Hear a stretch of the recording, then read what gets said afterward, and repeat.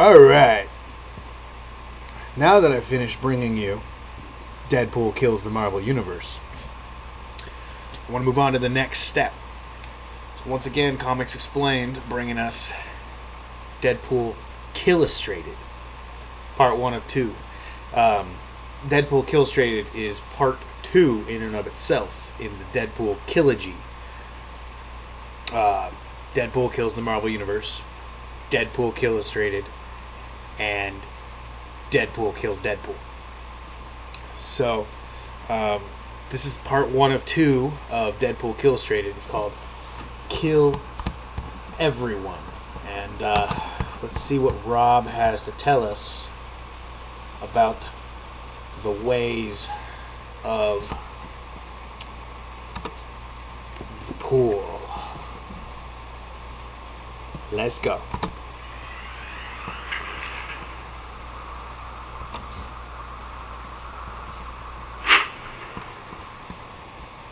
So after finishing the New Avengers Incursions, I was sitting here thinking that story was very, very dark. That story was very, gritty in terms of how it was done. It was basically about ending other universes. And then I thought, doing the House of M would be just as dark. So I figured, why not lighten up the tone? Why not make things more interesting by bringing to you guys the second part of the Deadpool Killogy, Deadpool Killustrated. Now, the reason why I say it's the second part is because there is a trilogy among the Deadpool series called Deadpool Killogy. Of course, the first part was Deadpool Kills the Marvel Universe. The second part is, of course, as we're going to discuss here, the Deadpool Killustrated. And the third part is Deadpool Kills Deadpool. Now, for those of you guys that didn't see our initial video or initial series, Deadpool Kills the Marvel Universe, what we had found was that Deadpool's mind had been tampered with by Psycho Man. But all this had taken place in an alternate reality, and indeed, this trilogy doesn't tie into the main Earth 616 universe yet. It's really just standalone. It's just kind of out there by itself. But what Deadpool had realized when his mind had been tampered with was that Deadpool and other superheroes were the creation and the, concepts of various writers that were simply being manipulated for the purpose of what he perceived to be the writer's own desire for violence and things like that. And so, as Deadpool felt, it is not the role of anyone, as he perceives it, to be under the control of anybody else. And so what he sees himself doing is effectively like freeing these superheroes. It's the best way I can describe it. It's his way of basically taking them away from being a slave to the writers and giving them freedom. And the only way he can really do that in terms of how he can rationalize it is to kill them. So what we do here as we pick up with Deadpool Killustrated is that we pick up with issue number 1 and we find ourselves going back to the multiverse. Now, as it stands right now, Deadpool is within the Baxter Building in one of the alternate realities, and he's simply using the Baxter Building as a base of operations. And what we find is that Deadpool has been traversing the multiverse since the end of Deadpool Kills the Marvel Universe, issue number 4. And what he's been doing is killing countless versions of other superheroes. But the more he thinks about it, the more he believes this might be a futile effort. And so what he considers doing is killing himself. But what the voice, the psychotic voice of Deadpool in his head tells him is that if he did that, it may very well be possible that he's free of the control of these people who are creating him. And if he is, then he may just be able to rest. He may not have to worry about being revived. But if he's not, then in some way he's going to be brought back in. And this is the way that the Marvel Deadpool Killustrated writers are poking fun at the idea that when a character is popular, there will always be some method of bringing them back. They'll be cloned, or they'll simply just be revived outright, or there'll be some kind of story that's thrown in there haphazardly, that's kind of shoehorned in to tell us, well, this character wasn't really dead the whole time, or this is some other version of that character. And so what this voice in Deadpool's head tells him is the only way to truly win is to kill the source. But we don't exactly know what that means yet. But we find out what this means when we travel with Deadpool, when he goes to meet various supervillains that he's basically kidnapped and forced into servitude. And it appears, as far as we can tell, the leader of this group of supervillains is the Mad Thinker, of course, one of the foremost enemies of the Fantastic Four. And what the Mad Thinker tells Deadpool is that they've discovered a pocket multiverse called the Ideaverse. And this is where basically all the literary classics are at. This is where Don Quixote, Moby Dick, Sleepy Hollow. This is where all those stories are from. And this is where the creators are drawing their inspiration for creating various superheroes. And so the rationale is that if Deadpool goes back and he kills all these characters before the creators can actually come into contact with them or can actually read about them, then there'll be no basis for these superheroes. And so by virtue of a paradox, these superheroes will simply cease to exist. Now the possibility also exists that Deadpool will die in return, but as far as Deadpool is concerned, this isn't a major issue. But one of the things, I guess, that the Mad Thinker tells Deadpool is that because this is a multiverse, there are layers of realities on top of one another, and that if he were to go poking around and changing things, it could be like messing up a Jenga set in the sense that he could pull out the wrong piece and the whole thing could come toppling down. But again, this isn't something Deadpool is concerned about. And so what Deadpool does is he decides to undertake this role of trying to learn about the classics rather than going through and actually just killing everybody arbitrarily. And so what he does is he travels to the library, which of course he says is the one place he fears to go the most. And what he does in the library is he tries to read up on these various literary classics, but what he finds here is that he's just getting really, really bored. And so the only thing he can really do, as far as he's concerned, to ale his boredom, is to simply just go through and just kill everybody, just to basically make it easy. And so what happens here is Deadpool travels back to the Baxter building, and he begins talking with the Mad Thinker again. And again, what Deadpool has done here is he has basically taken the nexus of realities from the Florida Everglades, where he previously traveled at the end of Deadpool Kills the Marvel Universe, and brings that to the Baxter building, and basically creates a portal whereby he can travel through and then get to the Ideaverse. And so what happens here is he tells the supervillains that he's very proud of the work that they've done. He's very glad they've put their best effort or their best foot forward, and says that he's left them a parting gift. And so after he departs to leave for the Ideaverse, we find out from the Mad Thinker that the supervillains have actually been orchestrating a plan to eliminate Deadpool. Now they don't know exactly where Deadpool will go. They don't know how long he will be there. He may be back in simple moments. They don't really know how time works in the Ideaverse. And so what they say is they have to work quick. But then we find out what the parting gift was that Deadpool had left him, which was a series of robots with razor blades for hands that go through and basically just start killing all the villains. And so that's the gift that he left them. And so what happens here is Deadpool lands in Spain in 1610, and what he does is he encounters Don Quixote and Sancho Panza. Now for those of you guys who never read about Don Quixote, this is hailed as a great literary classic, and this is what we're going to see in this story.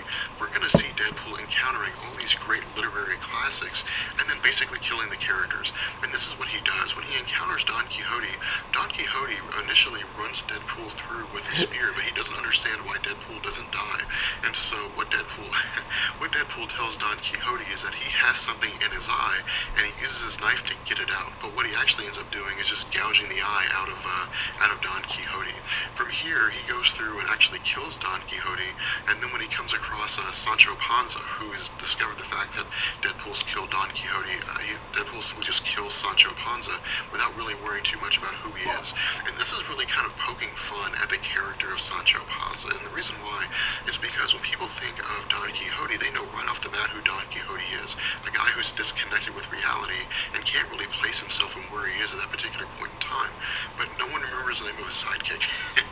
No one knows who his name is. In fact, I didn't. I actually thought it was Poncho, and I had to go look it up. But in any event, what we do from here is we travel to 1850, and what we find here is that Deadpool has basically killed Moby Dick. Now, initially, what we find is that the Pequod, the ship that's being captained by Captain Ahab, who is trying to find Moby Dick, comes across the corpse of Moby Dick. And what he's surprised here is the fact that somebody else has killed Moby Dick besides him. And so what happens is Deadpool cuts his way out of the top of Moby Dick, and then Captain Ahab has Deadpool brought on board. And so what he tells Deadpool is that he's extending his hospitality to him, and he wants to know why it is that Deadpool has killed Moby Dick. But before Deadpool starts answering any questions, he starts killing all the crew of the Pequod. Now, initially, he attempts to kill Captain Ahab, but what we find here is that before we get too much further with this, we jump to London in 1865, and what we find is that we're joining Sherlock Holmes. Now, the reason why is because the Mad Thinker has been able to code a message in send it to Sherlock Holmes in the Ideaverse. And what he basically does here is explain everything that Deadpool's doing. The idea that Deadpool believes that he's simply just some kind of puppet for the scheme of his creators, and that by going back and killing the various characters in this Ideaverse, that he can retroactively kill off all the superheroes that currently exist. And so what Sherlock Holmes does is he seems to take this information into account, but we actually won't find out until the end of this story what action he takes. And so what we do is we jump back to the Pequod, and what we find is that again Deadpool is going through and killing all the crew members of the Pequod. But what he does after he's done with them is he sets his sights on Captain Ahab, and this is one of the interesting things, and this is going to be a theme that we see ongoing with regards to Deadpool Killustrated. What happens as Deadpool is getting ready to kill Captain Ahab is that Captain Ahab initially, or I guess for a split second, takes on the form of General Thunderbolt Ross in his human form, and then takes on the form of Red Hulk. And the reason why is because those characters, or I guess the character of General Thunderbolt Ross, is in a lot of ways modeled after Captain Ahab in the sense that the Incredible Hulk is the Moby Dick of General Thunderbolt Ross. And so what happens here is before Deadpool is actually able to kill Captain Ahab, the Nautilus arrives. Of course, the ship that was very famed and piloted by Captain Nemo. And what happens here is the Nautilus seems to maybe rescue, or at the very least attempt to apprehend Deadpool and Captain Ahab, and is using some sort of tentacles to grab the two of them. And so what happens is before other tentacles can basically impale Deadpool and possibly destroy his physical body, Deadpool teleports away. And so what happens here, and one of my favorite moments actually in the entire Deadpool Killustrated story, is we switch to Missouri, to St. Petersburg, Missouri. And what we do here is we pick up with Tom Sawyer. But we don't actually see Tom Sawyer. All we see is that Tom Sawyer appears to be painting a fence, and he's going about, I guess, talking the way he did back in these stories during the Mark Twain novel, and he was talking about how he enjoys this kind of thing, and that it's not really a chore for him, but if it is a chore, then he'll do more of it. And then he takes notice of a man who's walking towards him, and he talks about how this man is dressed very strangely. And then suddenly we see a splash of blood on the fence. Indicating to us that Deadpool has just killed Tom Sawyer. And so from here, we jump from Tom Sawyer to Dracula. Now, Deadpool's initial encounter with Dracula, or at least as far as his information about Dracula is concerned, seems to be tied more into mainstream films. And so what he tells Dracula is that he's nothing like what he had seen in the movies, and he says it's no wonder why people like the idea of Edward Cullen as a vampire, as opposed to this actual Bram Stoker Dracula type of character. And so what he says is that he's 100% Team Jacob, which I disagree with. I'm 100% Team Edward. But the fact remains that what happens here is Dracula calls on his brides to attack Deadpool. And Deadpool, of course, is able to overpower these brides, and then he turns his sights on Dracula. Now, Dracula seems to turn into Doctor Strange here. In fact, I can't really think who else this would be besides Doctor Strange, unless maybe it's Morpheus or somebody like that. But what happens here is Deadpool basically kills them off panel. We don't actually see him killing any of them.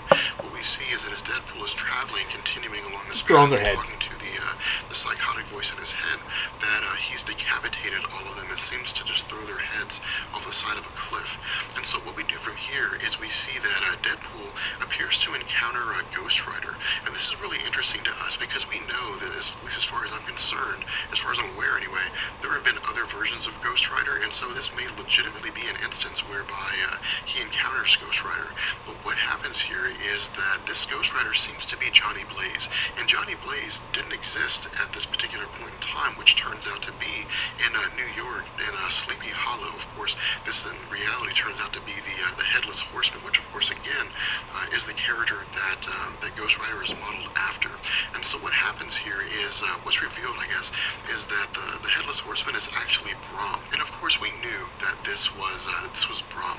Of course, those of us who had read Sleepy Hollow knew that Brahm was the one who had scared Ichabod Crane away. And so what happens here is Brahm is taken by surprise by the fact that Deadpool turns out to be an actual villain, somebody that would really try to kill him. And so what Deadpool does is he taunts Brahm for a bit, and he asks Brahm if what he was wanting to be was really the Headless Horseman. And so what he does is he decapitates Brahm and then puts candles in his head and tells him that his wish has been granted. And so what we do is we transition transition back to London with Sherlock Holmes.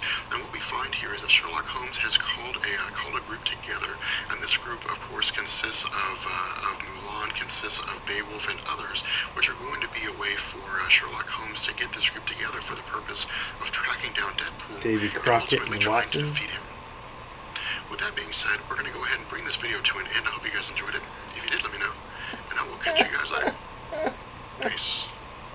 Be sure to follow me on Twitter. There you can keep up with all the updates from Comics Explained and talk to me directly. But Tom Sawyer, though, did he have to get Tom Sawyer? That's he ruined the whitewash.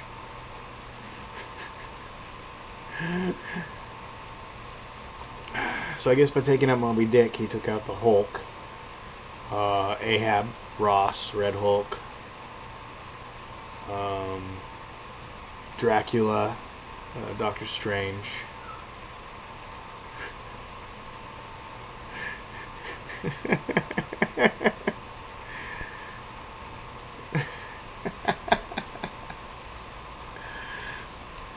Tell me what you thought in the comments below, and as always, like, share, and subscribe.